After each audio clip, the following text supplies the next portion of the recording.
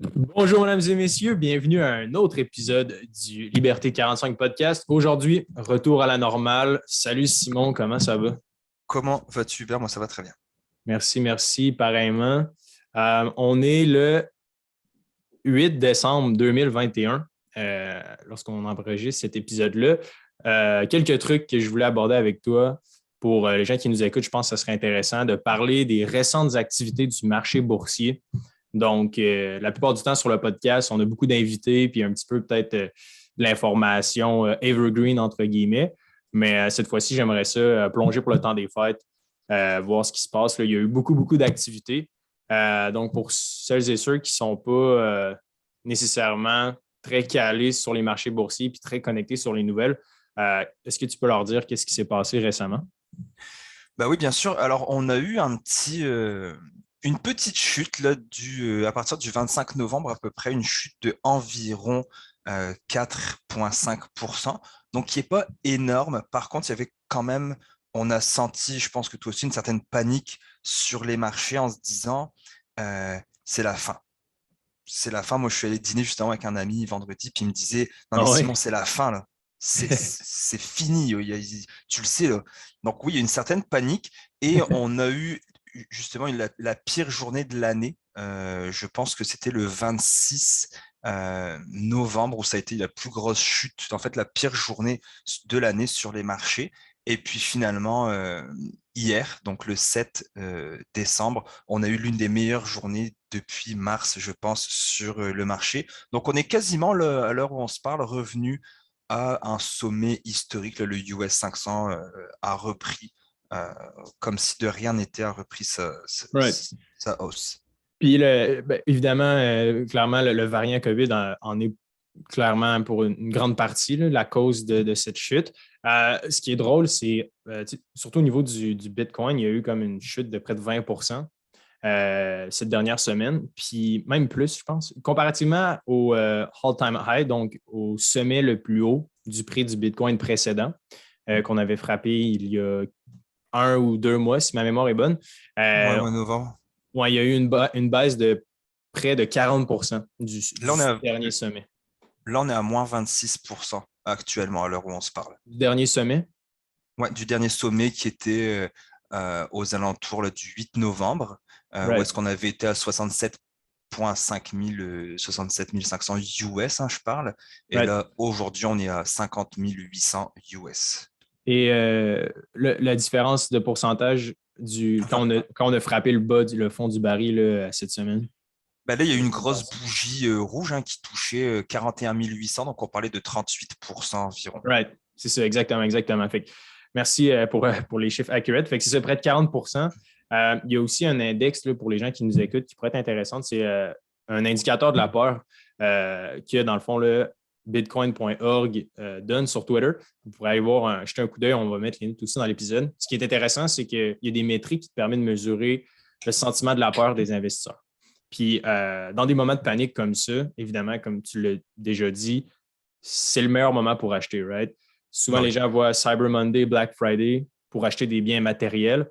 Non, non, c'est pas ça qu'il faut faire. Là. C'est Black Friday, quand le marché est dans le rouge, tu prends ton argent et tu l'investis sur les marchés boursiers. Pourquoi? Ben, allez voir la charte du S&P 500 ou n'importe quelle charte graphique d'une action lorsque la COVID a été annoncée pour la première fois au mois de mars l'année passée. Euh, vous allez voir, c'était la fin du monde. Il y a eu une chute de comme 30-40 en général. Puis ça a rebondi aussi vite que ça a descendu. Fait que quand vous voyez qu'il y a vraiment de la panique, quand les gens ont peur, quand on voit des annonces dramatiques à la télévision, puis quand on regarde les indicateurs de peur, puis ils sont dans le maximum, souvent, il faut avoir une philosophie contraire à la foule, être un petit peu le mouton noir, puis investir. Je pense que c'est quelque chose qui est enseigné beaucoup dans le bootcamp. D'ailleurs, j'aimerais ça faire un retour sur le bootcamp, Sim, si tu es down. Euh, mais voilà, fin de la parenthèse, là, je ne sais pas pourquoi je parlais de ça. Mais allons-y. Pour le bootcamp, dans le fond, là, pour les gens qui nous écoutaient et qui nous ont suivis, il y a eu près de 60 à 80 participants à la cohorte numéro 1. Donc, ça a été un lancement là, qui était pas loin de notre objectif. On visait comme 100 participants. Mais on est quand même satisfait du résultat. 82, je Sim, pense. combien? 82? Ouais, 82.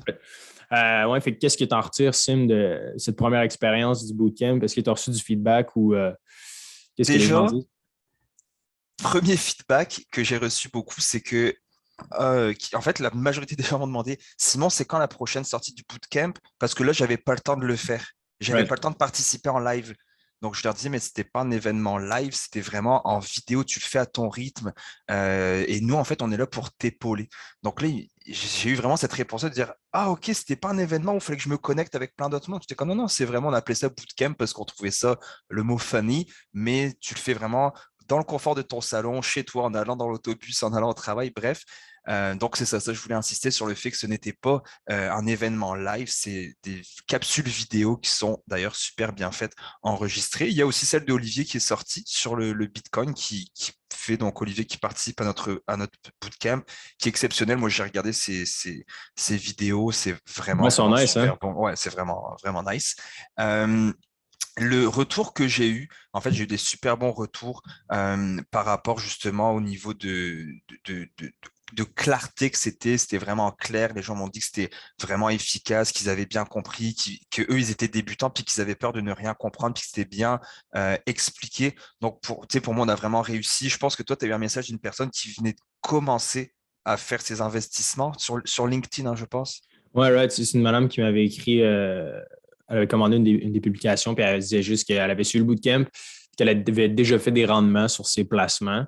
Mais tu sais, of course, il y a un gros facteur de chance aussi, là, dans le sens que, à moins que ça soit comme, tu sais, le bootcamp donne crissement de la bonne info, mais aussi elle est arrivée dans un timing, entre guillemets, chanceux. Là, je peux pas croire qu'elle a réussi à assimiler genre toute l'information, puis qu'elle a genre Non, c'est sûr. appliqué. Tu sais, il y a genre, for sure, de la luck, la chance, mais ce qui est nice, c'est la thèse derrière le bootcamp qui est de genre, OK, on veut apprendre aux gens à investir de façon autonome, sans intermédiaire, sans conseiller financier, en sécurité, selon leur propre profil de risque.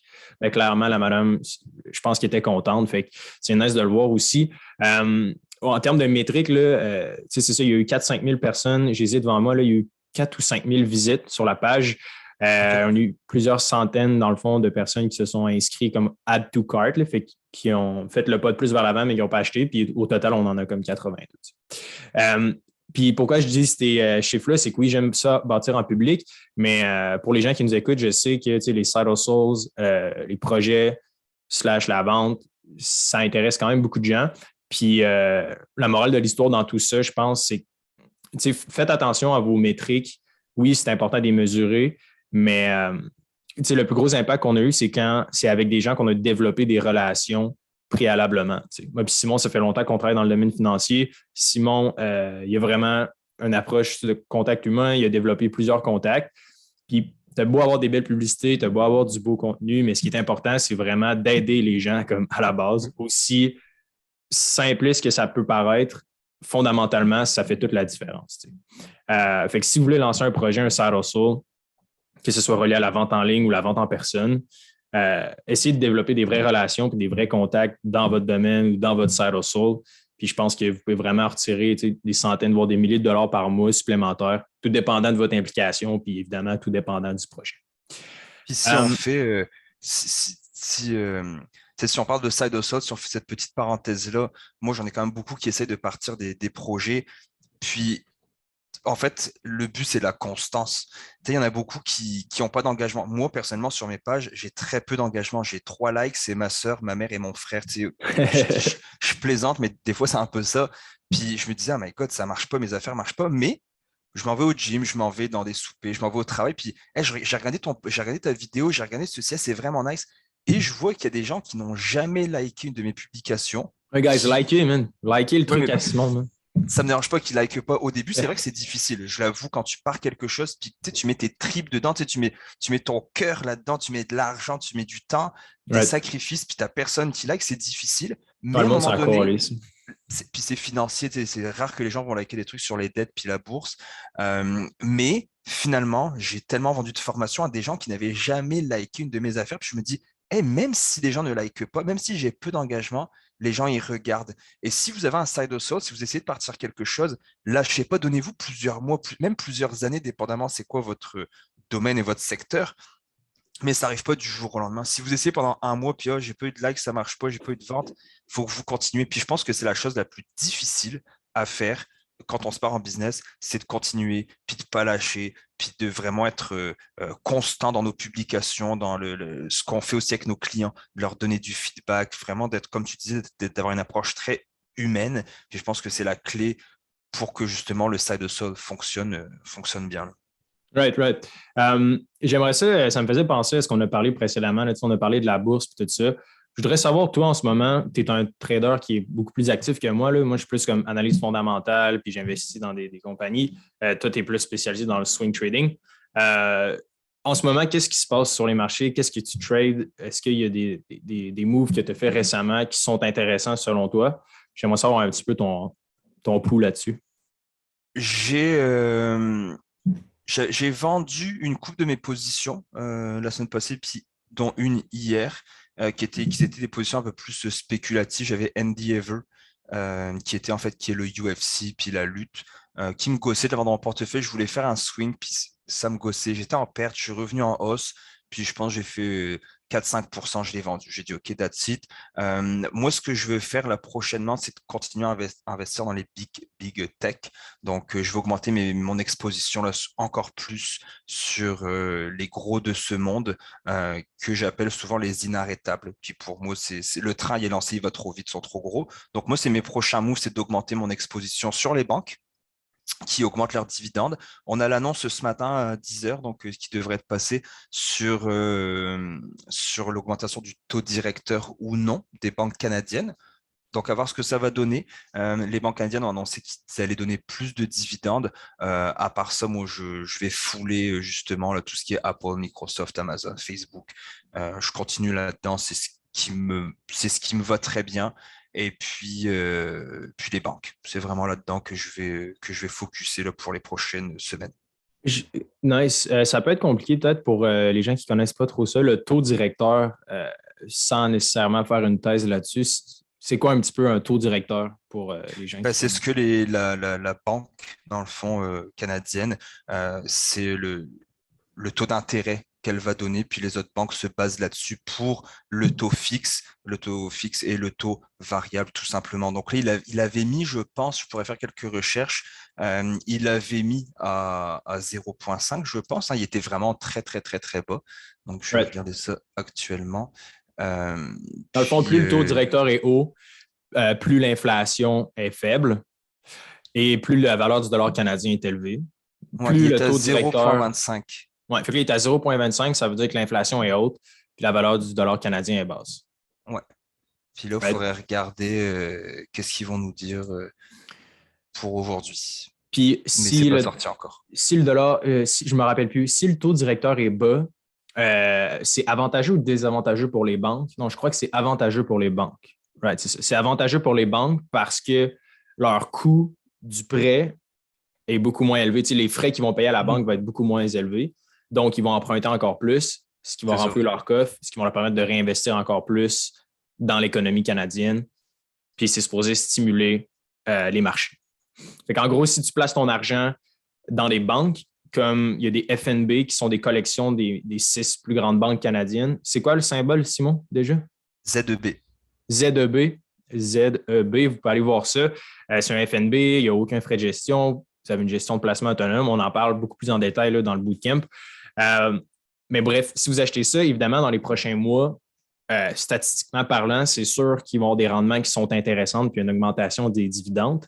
Si le taux directeur reste bas, parce que les banques vont continuer à réinvestir comme cet argent-là puis à emprunter à la Banque centrale.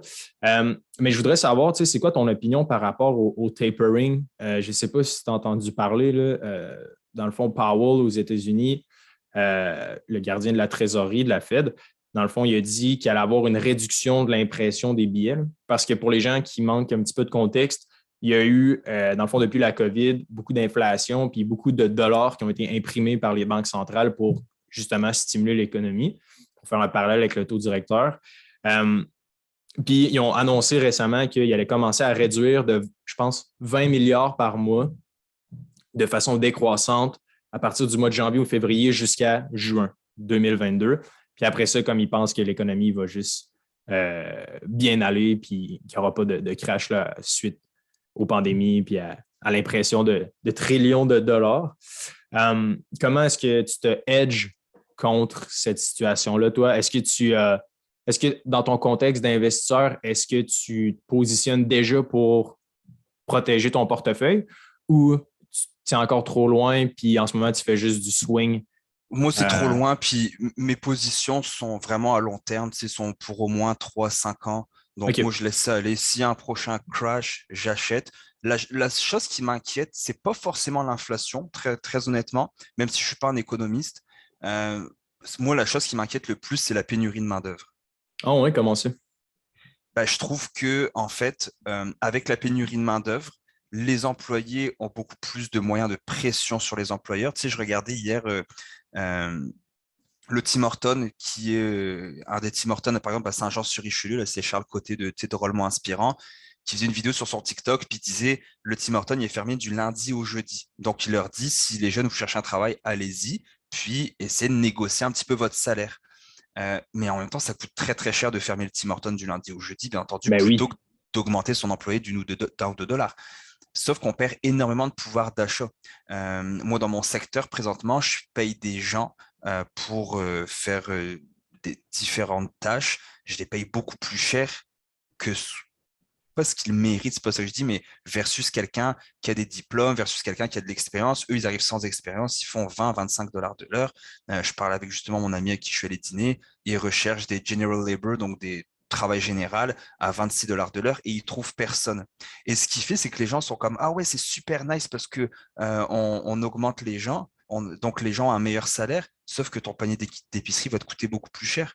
Même si tu étais à 15 $ et que tu augmentais à 20 $, bah, c'est pas pour ça que oui, tu as 5 $ de plus dans tes poches, mais finalement, les prix augmentent tellement que tu es perdant et la classe moyenne est encore plus perdante parce que Right. l'écart, il se resserre sans que eux soient augmentés. Donc ça, c'est vraiment la chose qui m'inquiète le plus, c'est l'inflation qui est causée aussi une partie à cause de cette pénurie de main-d'œuvre. Et ça, oui, c'est un peu plus la chose qui m'inquiète, c'est l'augmentation des prix, etc. Par contre, euh, je pense que les gens vont continuer de consommer. Je pense que les gens vont continuer à vouloir, comme on dit, profiter de la vie et donc, par ce fait-là, continuer à acheter, s'endetter, etc. Donc, pour moi, pour changer de mentalité, c'est un petit peu ce qu'on parlait la fois passée. On parlait des véhicules à essence, tu sais, qu'il n'y en aura plus d'ici 2030. Pour moi, de changer ce genre de, de comportement, ça ne se fait pas en quelques années, là. Pour moi, ça va prendre des générations avant qu'on se rende là. Donc, moi, je suis pas inquiet. Je pense que la bourse en a encore pour de très, très, très, très belles années. Right. Puis c'est fou à quel point tu sais, l'inflation puis l'écart de richesse entre les pauvres puis comme les personnes mieux nanties est tellement plus grande en période d'inflation. Là. Tu sais, Mhm. pour les gens qui ne le savent pas en ce moment, on est environ à 5 je pense, le taux d'inflation. Puis normalement, on vise entre 0 et 2 là. 2 c'est comme le sweet spot. Là. Donc on est 2 fois trop élevé. Puis le problème, c'est que la meilleure place où ce que tu peux mettre ton argent quand il y a de l'inflation, c'est de ne pas mettre ton argent en dessous de ton matelas, de ne Ouais. pas acheter whatever. C'est vraiment d'investir sur les marchés boursiers. Genre. Parce Ouais. que les marchés boursiers vont toujours excessivement bien performer en période d'inflation. Pourquoi? Bien parce que la demande, les investisseurs ont beaucoup de liquidités parce que la banque imprime des biens, imprime des billets. Fait que là, toutes ces banques-là, toutes les grosses institutions financières, ils ont plein d'argent. Puis qu'est-ce qu'ils font pour stimuler l'économie? Ben, ils ne vont pas acheter des jouets au Toys R Us, là. Ils ne vont pas acheter des sapins de Noël. Ce qu'ils vont faire, c'est qu'ils vont prendre tous ces nouveaux dollars-là qui ont été imprimés, puis ils vont l'investir dans les marchés boursiers. Ils vont acheter de la dette de pays, ils vont acheter dans, dans de l'immobilier ou des actions, mais la plupart du temps, c'est vraiment juste injecter comme des stéroïdes dans une veine dans le marché boursier. Avec ce que ça fait, comme on l'a vu avec le S&P 500, qui est le cumulatif des 500 meilleures entreprises américaines. La dernière année, c'est pas pour rien qu'il y a eu, Simon, je ne sais pas si tu peux regarder le graphique, là, il y a eu, je pense, Ouais. le S&P 500 a performé de plus 40 cette année, je pense. Depuis le. Laisse-moi regarder ça depuis le 1er janvier. Ouais. Depuis le 1er janvier, on est à 25,08 sur XSP, puis 27% en un an. OK. Puis depuis la COVID, admettons. Genre, mettons, si tu peux aller chercher le creux de mars 2020, genre. Ouf, ouais, ça va être beaucoup, hein. On va te dire ça tout de suite. Ça va être pas pire. Depuis le creux, donc on était descendu à 2200 sur le US 500, 114%. Wow. OK. Écoutez ça, guys. 114%. OK. Fait que lors de la crise générale, OK, quand tout le monde capotait puis pensait que c'était la fin du monde avec l'annonce de la COVID, si tu aurais mis all-in, tu aurais mis, je ne sais pas, 10 000, peu importe, tu as combien, 100 000, 10 000, 1000. Donc, tu aurais mis 10 000, tu aurais littéralement, après un an et plus, là, en date d'aujourd'hui, tu aurais pratiquement doublé et un peu plus. Right? Tu serais rendu avec 20 000 si tu aurais mis 10 000 lorsque tout le monde paniquait. Juste dans le S&P 500, là, on parle vraiment pas de quelque chose de compliqué. Là. Tu fais juste mettre ton cash sur VFV, qui est, dans le fond, le FNB du S&P 500, ou juste dans le S&P 500 avec whatever, le Questrade, Disnat, Wealthsimple. Puis, tu aurais doublé ton cash littéralement en un an. En tout cas, sans rien faire. Sans rien faire, sans aucune analyse technique, vraiment juste avec les fondements de base de genre quand les gens ont peur, quand le marché est dans le rouge, puis quand il y a une panique générale qui s'installe, c'est là qu'il faut que tu prennes tout ton cash et que tu fasses des placements dans les gros indices. Genre. Essaie pas de te trouver intelligent, genre, puis d'essayer de trouver un hot stock. Je fais juste miser sur le marché boursier en général, puis le S&P 500, ben, c'est une belle valeur sûre. Je trouve ça fascinant, Sim, à quel point comme, c'est possible de faire de l'argent en bourse sans risque et sans prendre trop de temps. Là. On s'entend, le move que je t'ai parlé du 114%, là, ça prend 10 minutes à faire. Tu ouvres ton compte Questrade, puis c'est ce qu'on montre dans le bootcamp, puis c'est ce que je trouve débile à quel point comme, ça serait le fun que ça soit plus accessible et que ça soit plus simple. Je pense que le format de vidéo du bootcamp, oui, aide, le podcast aussi, la newsletter, le groupe Facebook, mais ça reste que c'est quand même tough d'aider les gens à faire le premier pas. Je me rends compte avec le bootcamp et tout ce qu'on fait, ça reste que c'est quand même compliqué de façon générale. On dirait que les gens ont vraiment peur, puis c'est probablement peut-être la culture ou le message général de « Ah, c'est compliqué les finances » qui bloque un petit peu ça. Right? Ouais, il y a ça. Puis, tu sais, on a une page TikTok, guys, si vous voulez regarder, ça s'appelle Liberté 45, où le contenu est quand même un peu plus Simon, axé il vers. danse. Simon, il danse sur le TikTok, vous irez voir ça. Je suis vraiment pas un bon danseur, mais on a beaucoup plus d'engagement sur TikTok, c'est fou, on a beaucoup plus de commentaires, beaucoup plus de likes, etc. Et beaucoup plus de personnes qui un peu nous disent ah, c'est n'importe quoi, trouve-moi un stock qui a fait 10%, puis il y en a d'autres qui font comme nous, d'autres pages. Et les gars, ils se font un peu marteler pour dire ah, c'est n'importe quoi, la bourse, c'était justement la bourse, c'est risqué, ou j'ai pas 200 $ par mois, mais qui a 200 $ par mois de loose à mettre? Parce qu'il y a un gars qui donne l'exemple Ouais. d'intérêt composé. Je tiens, qui a 200 $ de loose par mois à faire? Puis je suis comme, oh. Tu sais, c'est fou à quel point les gens n'aiment pas les gens qui réussissent. Hier, il y avait un article sur le journal des affaires où est-ce qu'il parlait que la bourse était remontée, qu'il y avait eu un mini crash et que la bourse était remontée. Puis il y a quelqu'un qui a commenté, aucune faute d'orthographe, là, c'était super bien écrit, mais il dézinguait le monde qui investissait en bourse, genre vous êtes les suppôts de Satan, c'est à cause de vous qu'il y a autant de pauvreté, j'espère qu'un jour vous allez tout perdre, bande de gens avares. Puis j'étais comme, wow, les gens n'aiment pas ça quand tu as osé mettre ton argent en bourse et que ça marche. Tu sais, quand tu regardes les rendements, tu sais, comme là, Facebook a baissé, mais en un an, Facebook a quand même, tu sais, on va prendre les gros, là. Tu sais, Facebook, 18,11% en un an. Apple, en un an, a fait 42%.